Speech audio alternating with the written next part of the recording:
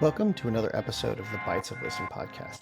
You got John and me today. Ozzy's traveling, so he won't be with us. So you'll miss him, but we'll miss him more. So tonight we're going to do a discussion between me and John. We're going to try to keep it on the rails time-wise, try to keep it in there, but I think it'll be fun.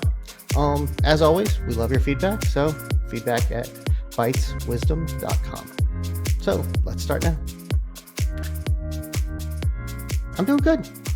I'm going to do a little programming note to start off because we seem to have gone pretty heavy lately, a little more formal, and we're going to pull it back a little more discussion based, a little faster pace, a little less research on us. So that's what's going to be this one today. I wish Ozzy was here because he would. I want to see him cringe as you and I go back and forth and go off the rails. Well, that too, but he also adds a lot of texture and context that's just different than what we banter back and forth with. So we'll miss him, but he'll be able to do this next week. So it'll be good fun. But yeah, a little more discussion, a little more quick, fast paced. And we're going to start off with the news of the last 2 weeks. ChatGPT or Omega or Omni, or no, it's Omni officially. But yeah, big release. Lots of people talking about it. I mean, we can also talk about the tangential things like Google, them releasing it just days before Google I/O and all that fun stuff. But so, John, ChatGPT, what's your big takeaway? I think we are probably seeing a preview of what Apple's going to talk about in like 3 weeks. At their, the type of functionality that we're going to really start to see with like a updated Siri, at least if news and some of the stories that have come out about Apple talking to both OpenAI and Google about licensing their large language models. I could see, and I think you and I have both for a long time talked about, when does large language models, when do Omni models become something that you and I and the everyday person can really use to be more productive? And this was the first glimpse into that, in my opinion, because I'm able to use the ChatGPT application and talk to it, and it'll respond verbally to me, and it's pretty damn good. It's pretty damn fast. It affects the latency? The latency, absolutely. The latency totally affects it. I think with, again, depending on how impressive Apple can make their inference on the whatever their new CPU GPU accelerator is, it could be even better. And these are the types of things that eventually, for me, I want to be able to say, Siri, OpenAI, make me an appointment with my doctor for next week because I need to, I don't know, get a blood test or something. Yeah, I'm old. Me too. I'm just a little older. I think the conversational aspects was really impressive because it felt more natural, which is something that seems to be OpenAI's. I'm going to call it their true value proposition of ChatGPT over the others, is they do the feeling so much better than everybody else right now. Like when you talk to ChatGPT and you text in it, it felt when they first came out like you were interacting with a computer in the best new way possible. Everybody caught up very, very quickly. But they establish when they make that release that really good feeling for the human interaction. For about 5 minutes. Of course. Like, so here's the thing. I feel like OpenAI is a facade for most of the things they release. Okay. I do think that they're very impressive when you first start using them, but I don't think that they have the capabilities just from an integration perspective to be able to make it as useful as it really needs to be. They rely on the people that use their platform to do that. And for me personally, like, I'm not saying OpenAI advances a lot of things. It's amazing. What I saw was definitely a glimpse of where I could see in the future. They're just not going to be the ones to do it. It's going to be Apple. It might even be Google. It might even be Microsoft. It's not going to be OpenAI. I think you are. Well, I don't know that it won't be ChatGPT. I would think that statistically you're probably right. They got the hardest, biggest uphill because it's going to take the integrated platform to be there. And you need to be on the mobile device to get that. but I don't know why. I'm really impressed with their UI in all the bits, and they seem to be almost Apple-like in their focus on making first impressions count. And it's something I haven't seen from the other AI. Claude doesn't have that. Llama doesn't have that. None of these give everybody does a follow on, and I don't know if the first mover advantage is going to be big enough in this particular space, but they do a really good job, and I I like it. I have my opinion is that OpenAI has a very very good marketing department, just like Apple has a very very good marketing department, and But we'll talk a little bit about that later. yeah, They missed it this time, but I think that I do. Listen, you can't take it away. It's an amazing advancement, but I think I still think the core with the problem is that they don't have the user base, right? They don't have eyeballs. They don't have people that are going to log in every single day and use this thing, unless it is through a third party application. And for they're me, I think trying. they're yes. For me, I think they're the two vendors that we need to watch here. I think it's going to be Facebook at Meta and Apple. I think I want to first stay with ChatGPT for a second before I move on to them. Mm-hmm. But I think it's really interesting that they're doing a little bit of both, and they're doing that interim model. So like Yeah. you can now log in with your Google and have it browse through your Google files. You can upload files from They're there. getting there. The deeper application integration, they like you said, they need tendrils into the data. They need to establish themselves. Apple already has that. Microsoft has it on the desktop and Azure Cloud. They have it there. Google does for workspaces in your Gmail, but they don't have any of that spot. And I think that's the part where they're trying to. So They're like not going to get have it. you seen the Mac application and what it was doing? I mean, I scary as haven't. fuck. I haven't, and that's the primary reason is that OpenAI is a company that I'm just not going to use for a lot of reasons.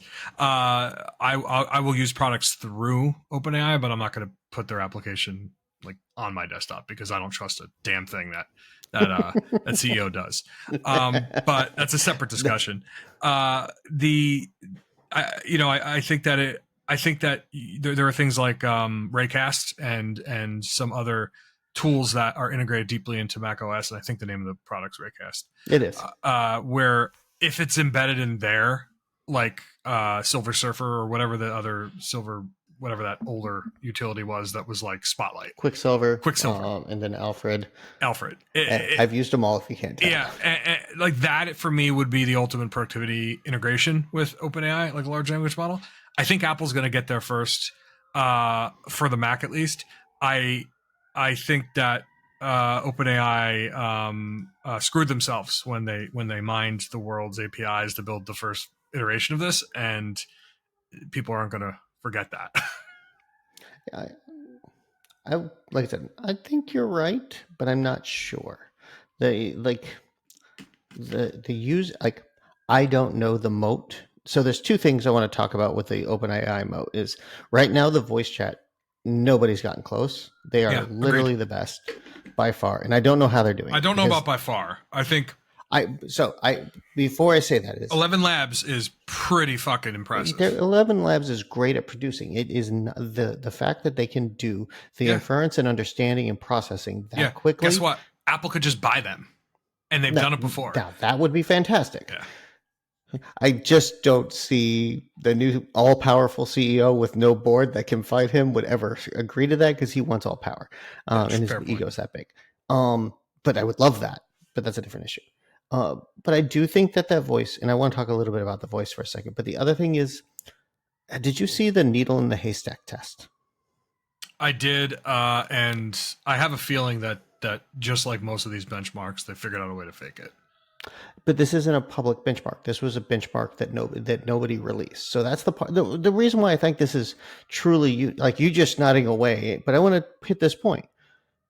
They did something different that they haven't talked about with ChatGPT Omni, which is they blew the doors off of their memory within their own system of its being able to find and search and accurately recollect things. So just for the audience to know, is somebody basically wrote a new test for LLMs to kind of see how it can make active use of its memory.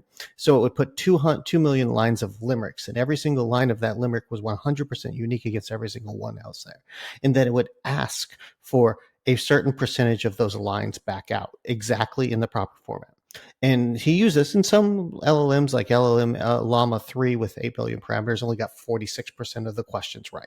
Well, hold on. Where, well, Hold on. wait, 8 wait, billion no, let me parameters, finish. Llama 3. How many parameters does the OpenAI model I have? don't know, but hold on.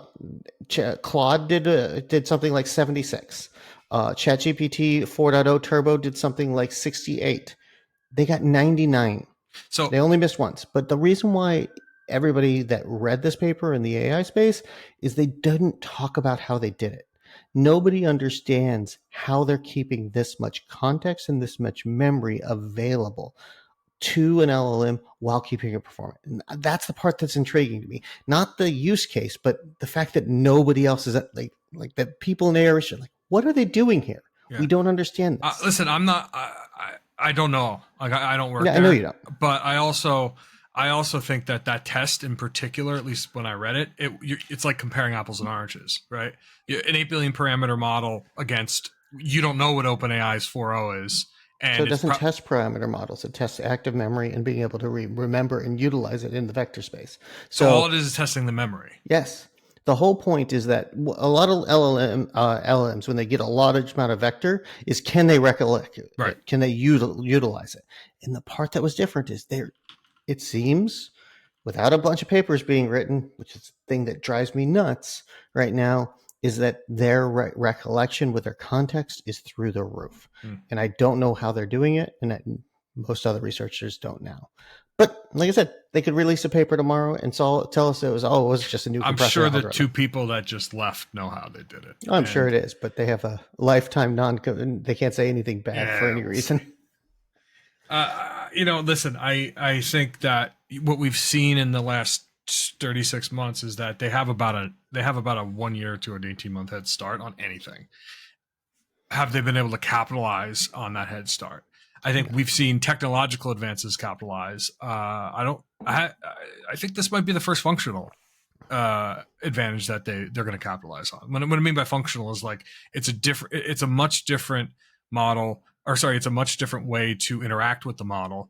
And if it really is, 30 to 40 points better than these other large language models, then yeah, maybe you're going to be able to use it a lot more with conversationally day to day, and get a lot more or usage out of just short conversations when you're asking it to do things. I do think that this is an amazing advancement. I just don't know. First, I don't want it to be with OpenAI. I'd rather it be with a company that doesn't Well, it's mind. not really OpenAI, it's Microsoft, but that's a whole different issue. Yeah, it's both.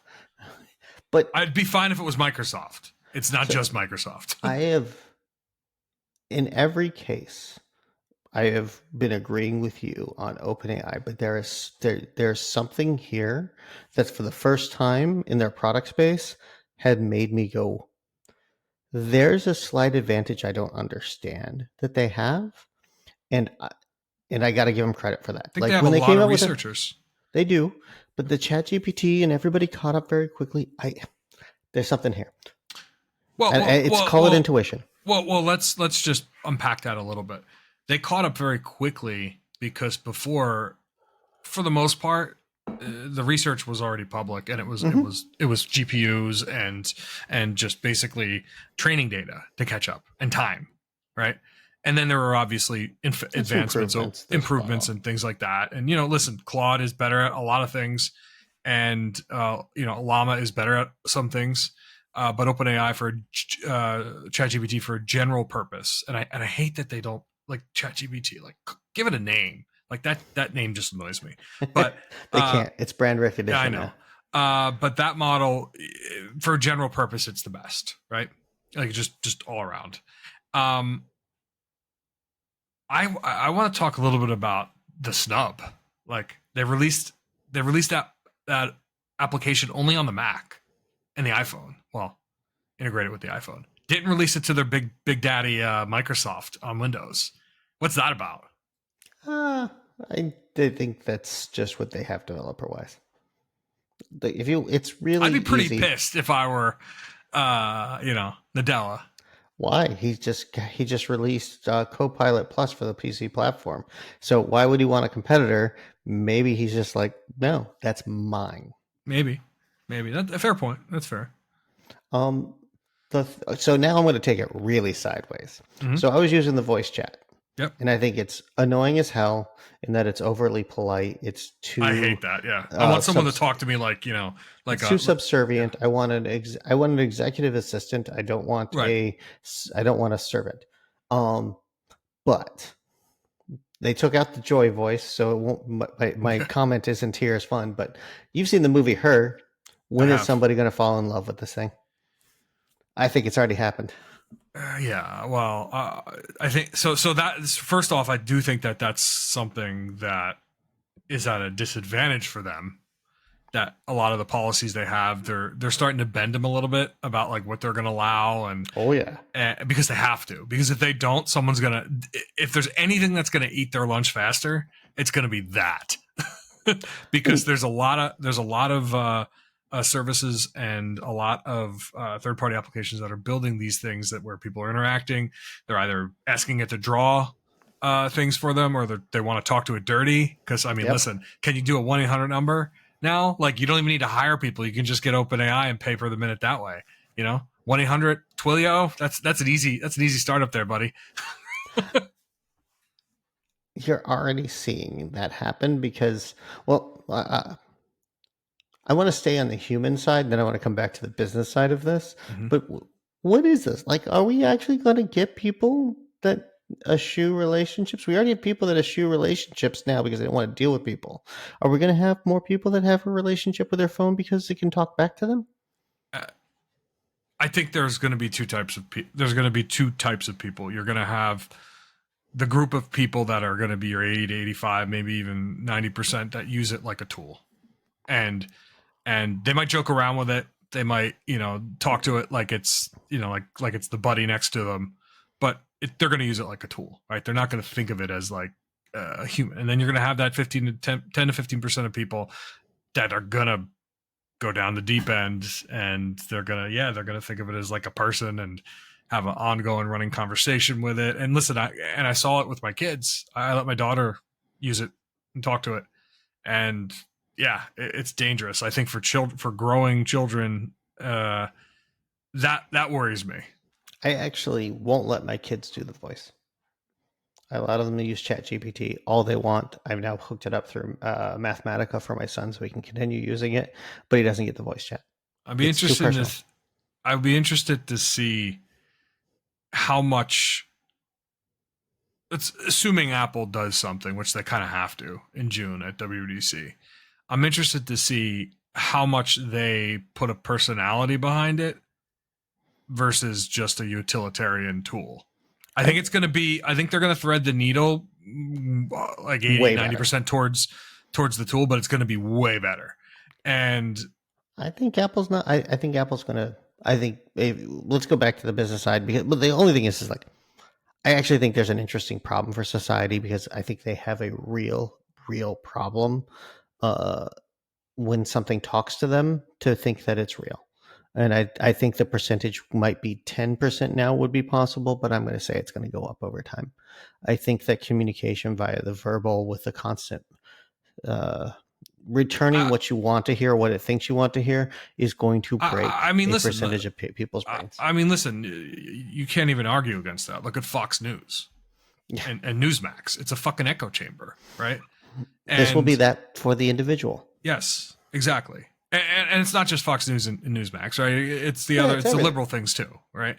And so if you believe the talking heads at face value and you don't do any research and you just nod your head and agree with them and you choose the channel you watch, how is that any different than talking to a computer and listening to what they say and just fucking believing it? It isn't. And what's more dangerous is that, again, the person behind that. Yeah. If there's one person in the last 5 years that I don't trust with that kind of um, power and influence, it's fucking Sam Altman. Well, he said it here. I You're not the said only it. person. Like we've talked about this before. I've read his history, and every time I read, the more I read about him, I'm like,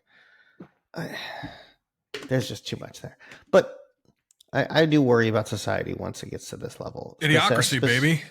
specifically with the way it's was rolled out and how subservient it was while being Yeah. polite and ingratiating itself. Well, And and the way that the whoever the engineer or person was in that video talking to it, they were kind of leading it along and trying yeah, to, like, multiple it was kind of times. disgusting, honestly. Yeah, Like, it I got was. skeeved out by it. And when I say that, like, I was impressed. I was impressed with the technology. I was skeeved out by the way they presented it. And that right there just doubles down on why I'll use these tools, but I'm not going to use them. I'm not going to use them through that company. So I tried to actually have a conversation back and forth with exploring some ideas. Mm-hmm. I hit about 6 minutes in because I don't mind doing it with ChatGPT. Explore ideas back and forth. It's usually just going to regurgitate, but if you try to get it like be confrontational, blah blah blah, it will give you some interesting ideas. But I tried it and I couldn't do it. I disliked it because it was didn't feel like a tool very quick. It just felt like somebody that would talk back to you and tell you what you wanted to hear, even when it was disagreeing. And it was annoying. And I want a like a person to argue with me through things like it that. For will, me, that's perfect. it will, but it will do it in a polite way. No, I want to say It you're will a go, fucking I idiot, and this is why. disagree with you, but I hope you're okay with that. But blah, Yeah, blah, blah, blah, that blah. part I don't need to. I disagree with you because here are the 5 things, and don't be an idiot. And like, that's what I wanted to tell me. Maybe that probably says a lot more about my psyche. It does, but that's fine. Let's hit that Apple topic because I think it's going to transition to what we're going to eventually talk Yeah. about. But I don't think Apple's going to sign a deal with OpenAI. Not because I don't think they tried, but because Sam Altman won't give up enough control to Apple. And I don't think it Maybe will happen. I don't know about. Listen, I think the biggest reason. Google and Apple have a really long-term relationship of Yes, sending money that's back and exactly forth. that's exactly why. That's exactly why, in my opinion, right? And to them, to the way I see it, it's an extension of the existing deal that they already have for search. Utility, right? Having utility that the users subscribe to, and I honestly could eventually see it being just like the search inside of Apple. Like, you could switch providers eventually, so assuming the interface is clean. Right. But yeah, I don't see the deal going to OpenAI. I think like everyone, Apple wanted to see which one was better, what they'd be able to get. But I think a big part of it's OpenAI. I think the bigger part's probably Microsoft. Yeah, I think so too. And I think Google and Apple, while they've been enemies on the mobile platform forever, I don't think their platform. I don't really think they're enemies. I think it's a necessity. They are enemies between Android and mobile, but they've found their market niches, and they really are happy.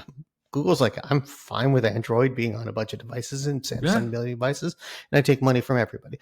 Apple's fine with their market. We want less market, but we want to go higher end. They have settled that because they're gonna get sued. So but, like Apple's fine with it because they're like, Google can't execute. So I'll just I'm fine with them holding the line where they're at. But I do think that Microsoft is something Apple fears, and I think it's something we know for a fact that is something Google fears. And an Apple Microsoft deal is never going to happen. And a Google Apple deal does seem quite possible. It already exists, right? Yeah, it's existed since the beginning. It could expand. Yeah, exactly. I agree with that. And listen, I mean, I haven't in a while. Notice how we had that entire conversation and OpenAI had nothing to do with it. No, it's nothing to do with OpenAI. I mean, because I honestly think that Google probably has a lot of similar functionality that in the works that you saw with 4.0 for Omega, that they haven't either shown yet, or they have a lot more impressive things that they're able to show Apple in the background, but it's not ready for prime time yet.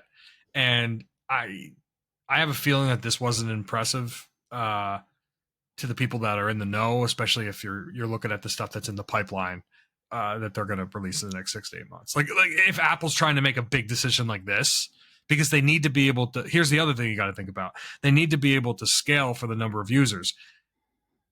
Google is investing in hardware specifically for their models to accelerate it. They also have the data. They have the data, And Microsoft and OpenAI already have problems with just running inference at scale because there's just so much GPU requirements. That's going to change, of course, over the next 2, 4, 6 years. But these deals don't last 2, 4, 6 years. This might be a 2-year deal for all we know. It's going to be a little bit longer because it's going to be a hell of a fucking investment. It'll be longer. It's going to have milestones. It'll have Yeah. some type of performance But I think things in if there. I were to bet right now, and I'll even write it down in the show notes, Jeremy bets that it goes to Google. And then it will be a 3-year contract, but in 2 years, Apple will try to get out of it and will have their own product. I don't know They about don't like that. to be they don't like to be fully integrated, to not be fully integrated on something that is core to their services. I will slightly change my bet. I will write in the show notes that I bet it's Google.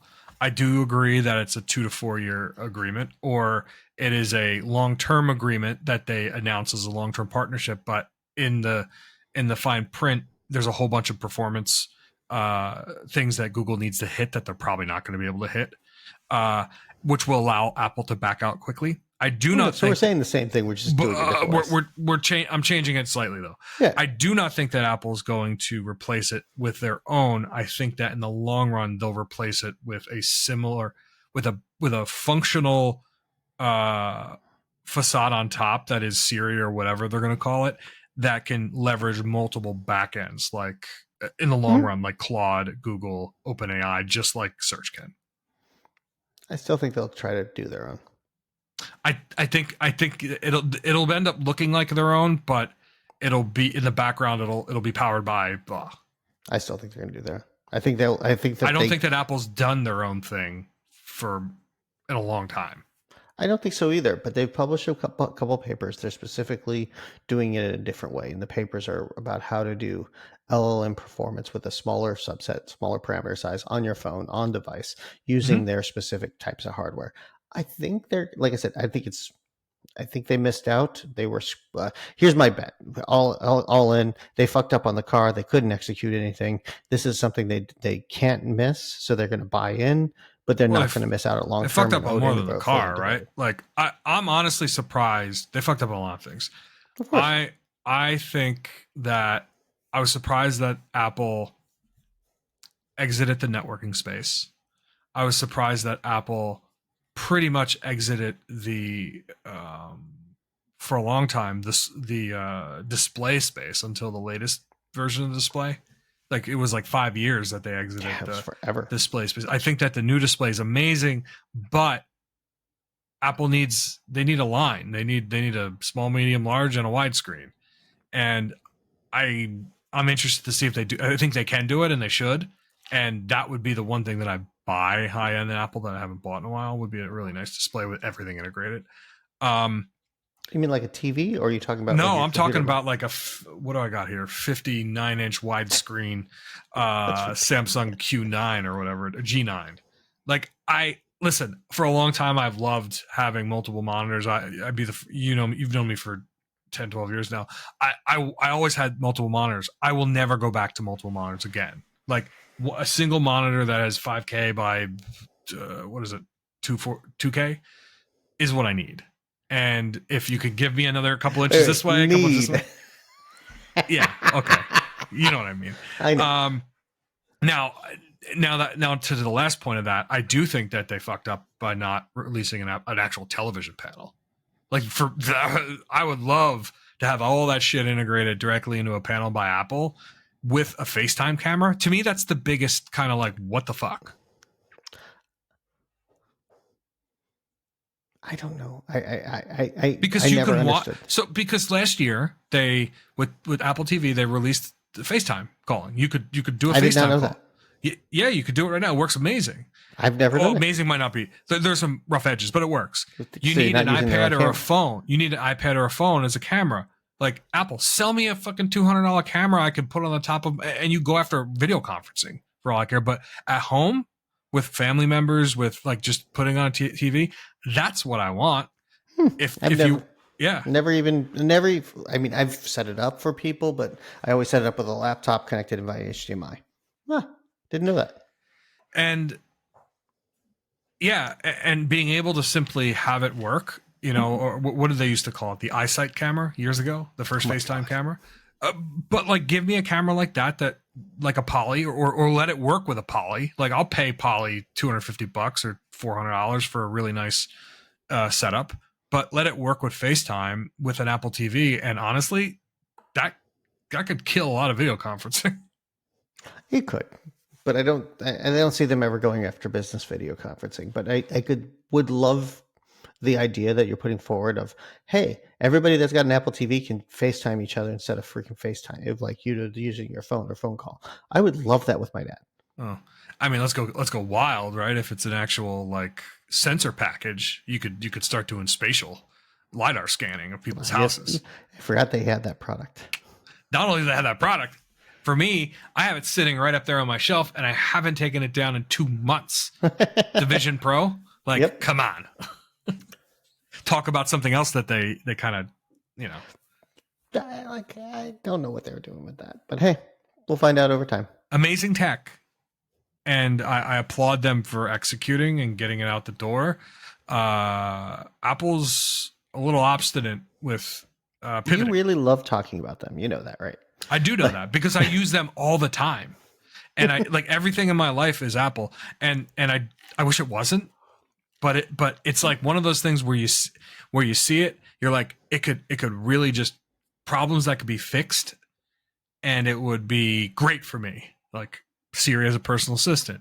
I video FaceTime with my parents, with my children. I would love for it to be on the television. Fix a couple things for me here and take more of my money, please. Uh, so I've been thinking about your personal assistant, and I thought AI for real with Siri and shortcuts. The iPhone is the center point of that. Exactly. But they just don't seem to be putting it together. Like, I'm in. I agree. Right now, I'm I interested don't. in seeing if that changes, and with whatever they're gonna, because they're hyping it up a lot. Yeah, they have to. I mean, it's part of marketing. You have right now. If Agreed. you release anything, if you don't put AI in it, people are like, why not you doing AI?" Yeah, But that's all different. But there is enough there, and there's enough integration, and people have demanded enough with shortcuts that the iPhone is, and not only that, is it allows cross boundary. In other words, you can create a calendar entry on most of your corporate device on top with shortcuts, even if it is in the jail cell of I Outlook. haven't actually tested this, but I know it works, but I haven't set anything up myself because I want the interface of talk to my phone and have you See, do I it. got it set up so that I create meetings. I can do all those with shortcuts a little bit. I've never gotten too hard into it. And you can even have Siri start them. But you have to record what you want Siri to do and it's a response. Yeah, It's not fluid. There's a potential for actually turning that into something real, like you were saying. But I think it's actually at the phone level, not the computer level. if they do it right, and it's a big if, it would be this. It would be at the phone. Agreed. But it would also be, but the devices around my house would be an extension of that. My TV, my remote, my Everything's everything. just an extension of your phone. Yeah, I agree. Apple's the only one that can do it right now. Yes. You can do everything for the personal assistant on the phone on the Android of the same type, but I don't. I think that Apple's got a better environment for doing that. I'm already bought in. I Well, have yeah, that's what's for you. I'm just trying to think general. no. I know. I'm not disagreeing. For me, when I say I think Apple can do it, I'm clarifying that I'm bought in with all the Apple stuff. I agree that Google's probably close as well. Well, let's move on to the lovely ad, the amazingly face flop ad. I don't want to talk too much. We've talked so much about Apple, Yeah, but like I didn't think the ad was that bad. I I don't didn't know why. either. The original one, people went fucking nuts saying creator this and how dare they show the creative destruction. I'm like, it was just them crushing things and I showing knew where it off. was going in the first 5 seconds of the Yeah. ad, Yeah. I and see why it got out of their hand and I they let don't. it go. I don't honestly like. Maybe I I don't really look at the ads. Like, I'm not a big like Neither am I. visual ad person, so maybe I don't get it. I don't understand why. So I'm gonna a little bit of a admission here. I didn't watch the ad until 5 minutes before we started recording, and I watched and read all of the commentary around it, and I was just like, this sounds stupid, and I just never watched the ad, because that's just, I don't watch ads. But I watched both the ad that Apple released, and I watched the update that someone did to the ad that fixed it, that you told me, and I have to say, the fix was 1,000 times better. It was. It was so simple. It was Play so the ad simple backwards and put different music. and different music, a much better song. Maybe that's just me. But also it totaled better story, in my opinion. Just reversing it. But the regular, like, I saw where it was going immediately. I thought it was a pretty cool ad. I mean, look at the ad they did in 1984, right? With it's a similar type of edgy ad. Yeah, it was fine. I don't know why people got so up to date, like crazy about it. Like, they're destroying people need shit art. to talk about. But the part that I thought was interesting is the part that I cared about was how they got so much fucking response, and they didn't even post literally just from the ad going live at their little event that was like a half an hour long at the end, the nightmare shit show that showed up all over Twitter, and everybody's just slamming it. I'm like, it's a fucking ad. I would love, and again, this isn't me, it would be great if someone listening did the research and just told me about it, because but I would love to know if the negativity to this ad, where it started, like if it was someone that was just trying to pick at Apple. I don't, because for me, I just don't see the negative aspect of this ad. Neither do I don't get it. But I will talk about the part that fucking pissed me off coming out of that event. Really fucking pissed me off. Fucking new iPads, and I didn't get a goddamn fucking new Mini. I look at my Mini 3 to 4 hours a fucking day, and I don't get an upgrade. I don't get that unbelievably thin 55 millimeter reading device.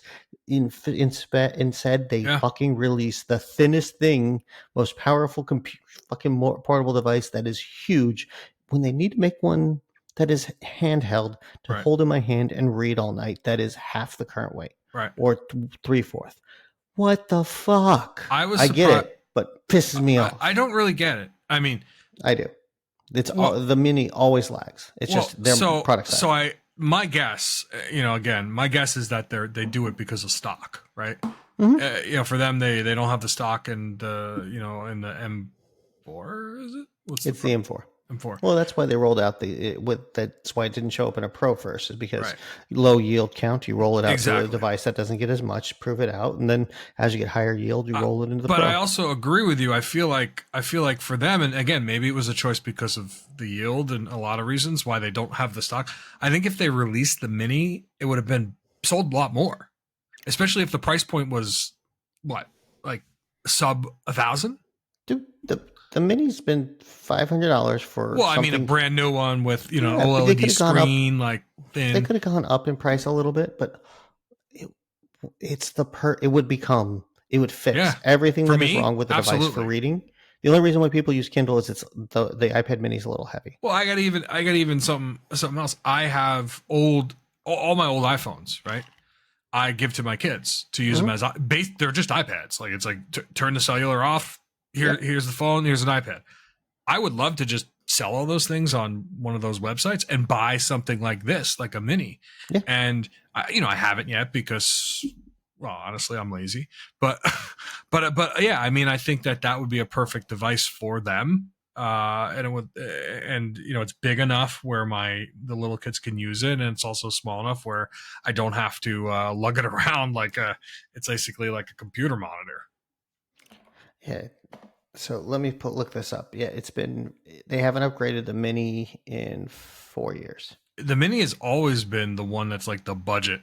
Like, they basically stretch whatever sock that they have. They stretch it really, really, really long, and then they upgrade it usually with a sock that's like about to go away. Right. And like, so like we'll get yeah, it just feels like it's an afterthought, but it's their best fucking tablet ever. But again, if you look at it from Apple's perspective, it's the margins, right? They can take a processor that's 3 years old, put it in a new mini, and the yield and the margin on that is going to be through the fucking roof, and it's going to be so much cheaper for them to produce it, right? I get it, but there's so much lost potential. Yeah, I agree. It kills. I'm sorry, 979 days since the last update to the Mac Mini, iPad That's Mini. impressive. Almost 4 years. Yeah, kills me. And it's so I love the buyer's guide of Mac rumors. Mhm. So it's happened. The average release time is 541 days. Since we're talking about Apple, I really, really want an AirPod Pro Max or whatever the hell the headset is, but I refuse to pay for the one that I know they're going to replace at some point in the next year. Oh, that's so. My daughter stole mine. I have lost mine completely. They have been last updated in 1,259 days, Yes. approaching end of life cycle caution, but they're not in the red. So in other words, they expect this model to probably have another 2 years. I don't understand that. I mean, they bought Beats. They don't upgrade the Beats faster than that either. And then, you know, what about we don't need to change subject too much. What about Sonos releasing a competitor? Never gonna like this is I'm thinking about paying for it. Like, it looks like a pretty sweet. Wait, Sonos has a competitor? They literally released a competitor to it like a week and a half ago. Oh, I had no idea. I'm looking this up right now. Yeah. Because what did they release? Headsets? Sonos headphones. Huh? Or maybe they didn't release it yet. Ace, I think it's called, or like they announced it. Oh, 450 bucks is the price tag. Huh. So this is something that I think the U2 and the W2 chips that Apple develops, that are the chip that does the fast pairing in the AirPod Max, nobody compares. I agree. I've not seen it. It is the single best. They are the only. Which, by the way, it came out of Beats. It did. No. The W1 chip was purely Apple. They did not. Is it the H1? I thought came out. No, the W1. So all of the Beats eventually got all of Apple's chips. Beats was when I said they didn't use any. Or maybe the Beats had the updated chip at one point, and they were the only. There was a couple times when Beats got the new chip before Apple did because of the release cycle. Yeah. But the chipset's fucking amazing. The fact that they can, how fast they pair and how they do everything. I was a naysayer for a long time, and you convinced me. The AirPod Pro, I'm probably on my third fucking pair because I always lose them. Well, not me, my significant other, but yeah, they're amazing. And that, for me, that's the only reason I haven't got the AirPods Max is because I'm waiting for the update. I saw this thing, Ace. I don't know when I thought it got released, but it looks like it's only been announced. But it looks pretty slick. I'm curious to see, how fast it pairs. Yeah, I will be hesitant. I love Sonos. Don't get me wrong, especially if I can walk around like my house and be able to have that all integrated if it has wireless too, so it don't have to be paired. But hey, I'm dreaming. I know there's no power. There's not a power side tangent. We have to talk because we do. We're getting towards the end, and I know we have a few different, like, we want to talk about two more topics. I have one that Sonos's app update. Okay, we're not talking about the other topic because that's going to take all of the time. No. Well, let's keep it short. No, you can't because it's a fucking steaming pile of shit. It is a steaming pile of shit. Like, how do you take the application that, honestly, like, it was pretty damn perfect. The only thing that was wrong with it, and they did fix it in the application, the new one, was for bougie people like me that have multiple systems, let's call it. Mm-hmm. It made it easier to switch between the systems. Right? So you could go from house to house. I didn't say house, I said system. Jeremy. I know what you meant. But that's the thing is I don't even have multiple houses, and I just go to friends' houses, and the app is better because you can use their system when you show up on the network. That's the only thing that is better about this version of the app. They literally fucked everything else up, and it's slow, it's broken, it doesn't work. I don't. Well, honestly, I barely use the Sonos app in the first place. AirPlay is just that good. It's that But good. but yeah. Now I'm definitely not going to use it.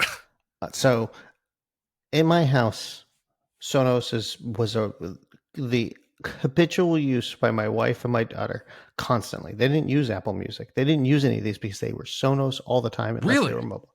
Oh my God, they love the app. So they had a playlist. They could go find things. They loved that they could walk across rooms and knew that their But you playlist can would do move. that. Can't you do that with the? You can, but the thing they had was they would fight for the Ah. control.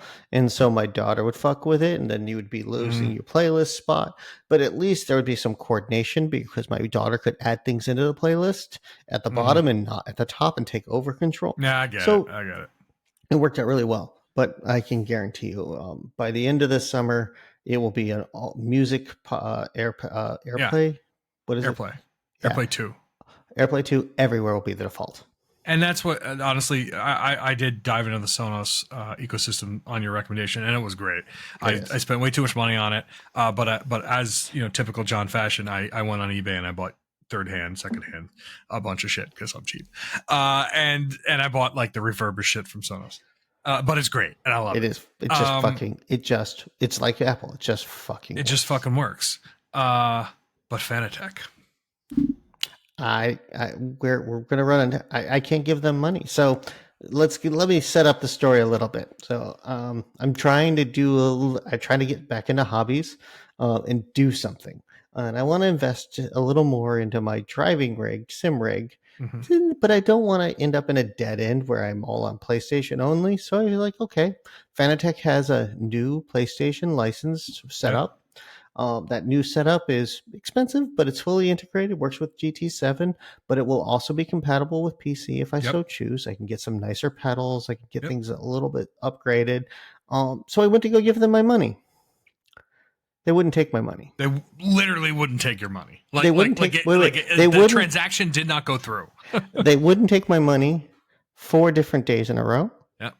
They wouldn't take my money from Amex, Visa. They wouldn't take my money in any way, shape, or form. This is They starting to would. sound like what is it, like the green the beginning of the Grinch. But They here's the wouldn't part take my pissing me money. off. They wouldn't take Is my that money part through Amex. They wouldn't take my money through. they fucking don't sell this product through third party. You have to buy it through them. Yeah, you can buy it through resellers. Generally, they are integrators, but they will not sell it through third parties. Correct? Like Yeah. you can't go to Best Buy. You can't go to anywhere And online. this Amazon particular product is only available online, and it's not only available available from to Fanatec. Yeah, right, and it's not available to integrators. correct. Why? Why can't I give them hard-earned money? Because I looked at Because your they're in recommendation. receivership. Well, That's come back. that's I the looked at that's your the actual answer. recommendation, and my God, I can't spend that much money. So we don't need to talk too much. We should do a whole other episode about my recommendation, and we could dive in. I could just rattle on for an hour on it. But the reason why Fanatec can't accept your money is because they're in German receivership, because they are a failing business, even though literally the license that they have, they just renewed with Sony, I think, for another 5 years.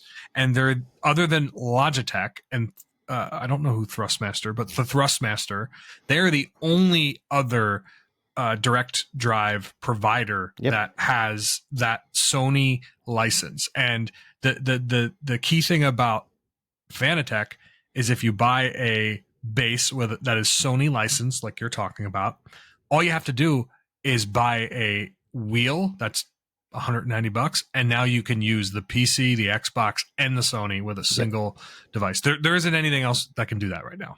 Yep.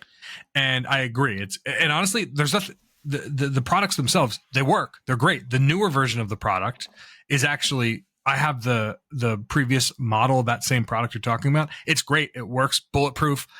Didn't have problems with it. It's not like my DD1, which, by the way, they're shipping back to me for $1 after I waited a year. That's a whole separate other topic.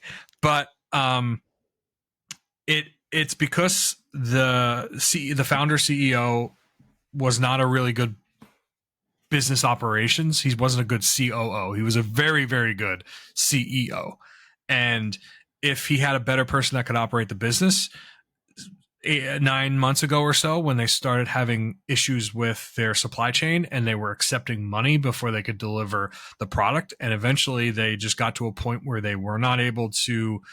A lot of people pulled the money out because Fanatec could not deliver. They weren't able to manage their inventory. They pulled a lot of money out, and the company ended up with a huge debt load. And I'm sure that debt, I haven't done a lot of research. I've done more probably than I should have. But I'm pretty sure that debt load also was a variable interest rate. And over the last 3 years or 24 months or so, went up like everything else. So yeah, they're in a bad spot. And it sounds like Corsair might pick them up. Ooh, I could deal with that. I think that, I think that that's one of the better companies to pick them up. Logitech wouldn't be bad. Would not be bad. Logitech would be bad. I don't think so. I think that Logitech, I'm not saying it would be the best. Logitech would be the bottom of like the places to pick them up. I don't want it to end. I don't want the company to go away. And Logitech would buy them. Oh, by the way, it's ordered. Oh, you bought it? I just bought it right now. Yeah, so see, they got their shit together. So the thing is that what happened... Sorry, I don't know why I decided to do this while we're talking, but I figured it'd be fun. We're doing it live. Fuck. The reason why they were able to do it is they got a lot of flack in the media and from, I believe, the regulators, because they are a German company, and Germany has a lot of much stricter regulation on businesses, public entities. And they basically couldn't sell or couldn't let you order product that they did not know they could fulfill in a certain amount of time, and which is why you probably just hit they got product in, they're able to, and luckily, hopefully, you'll get it in 14 days. But I know people that had ordered a product back in October and they didn't get it until March. Jesus. And they didn't get there wasn't any communication until after YOLO? They received it at their house. YOLO, I guess. No. I'm talking about me. Yeah, I just put money in behind the story. But here's the thing.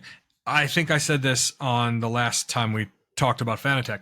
They have great products. They have great integrations with software providers. They have a new technology that similar to True Force that they're integrating directly into game simulators and games. iRacing is integrating it in the next update, and it's a great ecosystem. The problem has always been the business operations and the support. The product and engineering, top notch. So hopefully, whoever takes them over, please don't let it be Asus. Knows how to run an RMA, knows how to run a business, has like more, a global presence, and lets them keep their engineering. And honestly, the licensing to both the GT World racing, the actual racing, because they do a lot of money and a lot of funding in SRO and the European racing, where that's a huge part of that, for them, marketing. So, John, do you know what this means you get? Why do I get the final word? I figured that since I'm kind of hosting, you got to get the final word. Oh, I think the final word. Yeah. So I think one of the things we started talking this episode about AI, right? It opened with ChatGPT, OpenAI, large language models, boom, boom, boom. But we quickly pivoted and we talked about Apple. We talked about marketing. And then we pivoted again, talked a little bit about Fanatec, but we talked also about Sonos, and we talked about other products. And the overarching thing here is how do the companies that we use every day, how can they better integrate into our lives? How can they actually give us a product that we want to use, that we want to go back for? Some companies, like Fanatec, they have a great product, but they're not able to execute on their business. Another company like Sonos, they have a great product. They can execute. Engineering is great, but they can't get their interface point, the control of that product right. They had something that was almost perfect, but they decided to fuck it up for God knows what reason. Apple, they have a lot of products. They have really great engineering. They're utilitarian. They're practical. but they don't seem to like to pivot or continue into areas where the natural progression of their product lines, the natural progression of an Apple TV would probably be a television set that was integrated. Maybe not a branded Apple television set, but maybe a partnership with LG or another provider that rebranded the panels like a lot of this does. They tried to do a car. By all means, it looks like they invested a lot of money in a car. I don't actually know the numbers, but take my word for it. It's more money than a lot of companies invest in side projects. And now they're investing in AI. They invested in networking. Hopefully, their investment in AI will not be another dead end where it turns into a great product that everyone loves, but Apple just doesn't seem to want to relinquish some of their control and give us what we really, really need, the ability for other people, other businesses to build tendrils integration into an ecosystem that just works. That's final word. I'm going to do something different. Oh. It's my birthday. You're going to take it back? Word. I'm going to do the final word of the final word. I agree with almost everything John says. I think that his final word was incomplete because he missed out on the theme within the theme, which was John is really passionate about some of these things. And it seems to be that John, when you get him talking about products he has to use every day, listen to him. There's something there. It's worth taking the time. And the final word is, everybody should listen to John. Don't tell my wife that.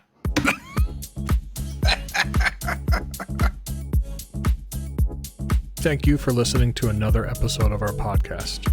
To support us, please subscribe on LinkedIn, Apple, Spotify, and YouTube. We love feedback. You can reach us at feedback@byteswisdom.com. Until next time, stay curious.